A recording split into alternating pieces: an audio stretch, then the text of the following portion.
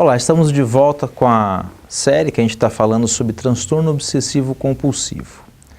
Você, às vezes, sobe escada contando degraus, você passa na rua e conta carros que está passando, você fecha seu carro e volta para ver se ele está fechado realmente, enfim, são questões que ocorrem com a maioria das pessoas e você pode se perguntar diante de algum programa de televisão como esse, será que eu tenho toque?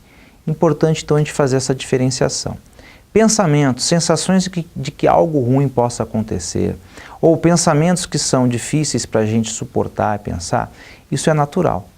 Todos nós temos isso, então de modo geral a gente tende a não pensar, evitar esses pensamentos. O paciente que é portador do transtorno obsessivo compulsivo, ele faz isso com uma intensidade, ou esses pensamentos invadem a sua consciência de modo que atrapalha a sua vida.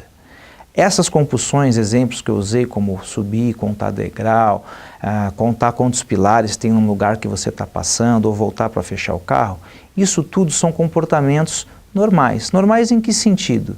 Porque muitos de nós fazemos isso. Nós às vezes voltamos para conferir ou às vezes estamos distraídos e acabamos contando quantos degraus, quantos pilares, quantos azulejos, vamos supor, tem num lugar.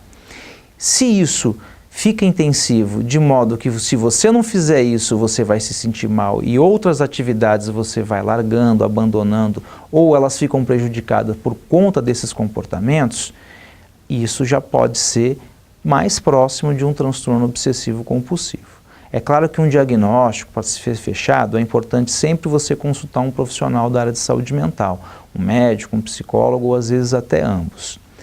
Pessoas que às vezes gostam de tudo muito certinho, tudo muito organizado, tudo muito limpinho. Essas pessoas têm toque? Não necessariamente. Essas pessoas, elas podem ser apenas pragmáticas, mais exigentes, ou pessoas que primam pela limpeza, pela ordem, pela organização.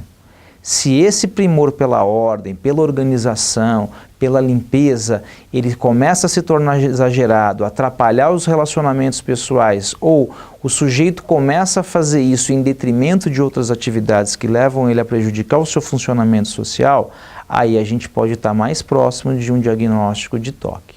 Ou seja, não dá para a gente falar é ou não é, quais são os comportamentos, mas de que modo essas compulsões, esses comportamentos acabam atrapalhando a vida do sujeito.